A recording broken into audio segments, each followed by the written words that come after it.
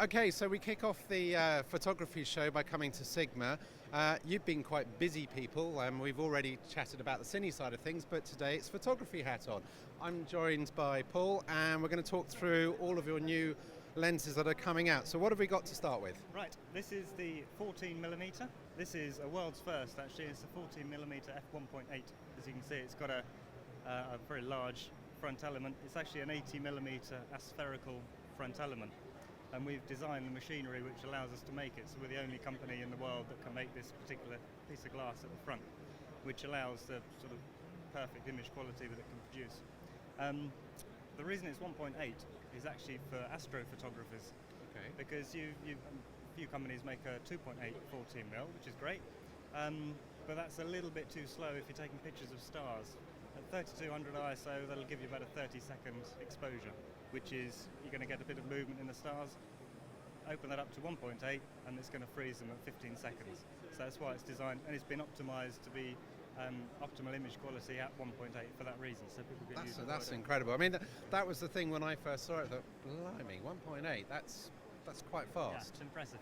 Yeah. That's massive impressive. And in terms of sort of weight, it's not okay. I mean, we knew it wasn't going to be super light, but it just feels like any other lens in terms of its solidity, doesn't it? Yeah, I mean, build quality is there, as you would expect. Yeah. It's got with the sealed mount, an O-ring sealing on the rear mount, just stop a bit of moisture or dust getting in on the camera connection. And yeah, it's a bit solid. So when are we likely to actually see these in our stock then? We're waiting for confirmed delivery dates and also pricing. We're still waiting for that at the moment, so just watch this space. Okay, cool. Summer? Yeah, by summer. Yeah. Okay, brilliant, excellent. Right, Paul's just going to zap off. He's going to get another lens, and then we're going to have a look at the next one. Will do. Okay, so Paul's back with the next toy. What do we got? That looks like the 100 to 400 to me. Good guess, yeah, it's 100 to 400. It's an F5-6.3. And the design principle behind this was to make it as small, compact, lightweight as possible. And this is weather sealed? Again, weather sealed O-ring on the rear mount to protect a bit of dust and moisture coming in during the lens change and stuff. So we've sacrificed half a stop on the lens, and the idea of that, as I say, is to make it a bit smaller. But actually, just by losing half a stop, which you don't notice that anymore with modern cameras. You just increase the ISO a little bit. Considerably lighter. You can reduce the size considerably. And we've got image stabilization on it. Yeah, there's several features on this lens.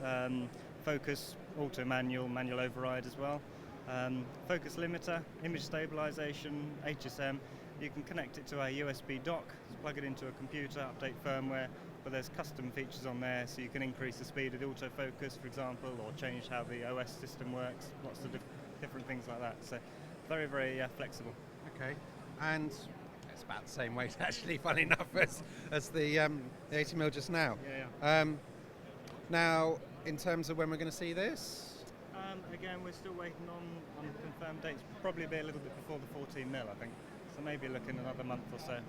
Excellent, excellent. I think it'll be about £800, but it's not been confirmed yet. Well, that's going to make it a reasonable hard price, isn't it? So that's going to make it nice for travel. Looking at the competition as well, it's a good price. One other feature I will mention, unfortunately we haven't got a hood which is tapered here to allow this, but it's a twist zoom as well as a push-pull.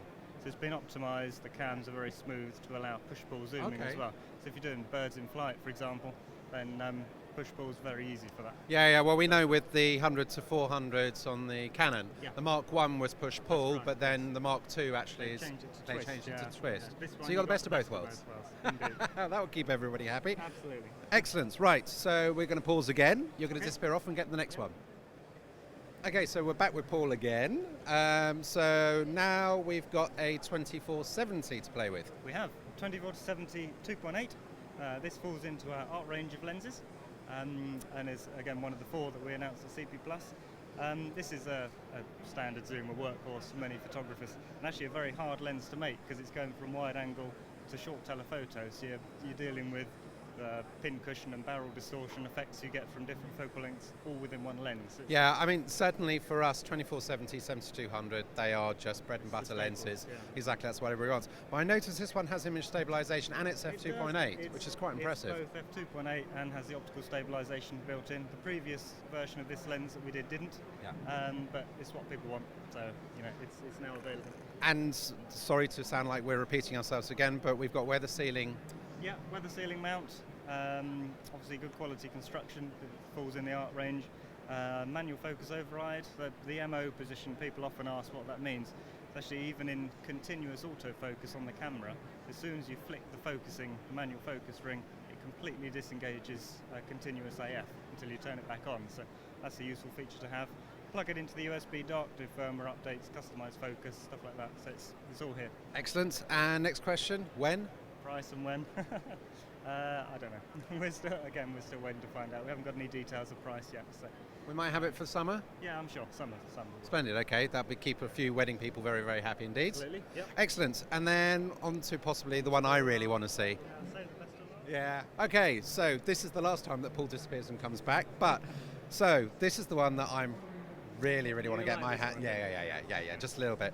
It's 135. Talk us through it. Right. Every 135 1.8 on the market is actually quite an old lens. The design is 12 years old, 20 years old, depending on the manufacturer. So we've gone back to the drawing board. The benchmark for us on this was actually our own 85mm. In terms of image quality and resolution, there wasn't another 135 to go against. So we compared it with our 85. We believe it's actually a little bit better than our 85.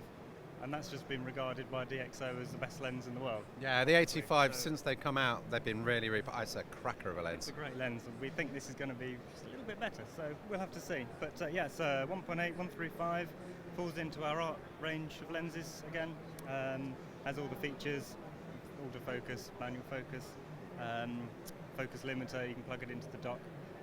Yeah. So everyone's asking about this one. Yeah, so when's it going to be around? Should be shipping by the end of this month, we hope. We have a price on this one, which is $13.99.99. Yeah. Okay, perfect. So we'll have those. End of month. That's. Yeah. I'll start chasing you reasonably soon. Okay, you can. So basically, just to explain, we will have all of these lenses in Canon and Nikon mount available literally as they come through the door to you. Yep. They'll come straight out to us. So you'll start to see them all appearing on the website in the next week or so. And then, as I say, as we know more, as we know they're coming, we'll let everybody know. But yeah, I want to get my hands on that one badly. Listen, Paul, thank you very much indeed. No problem, thank you. Enjoy the show. Thank you.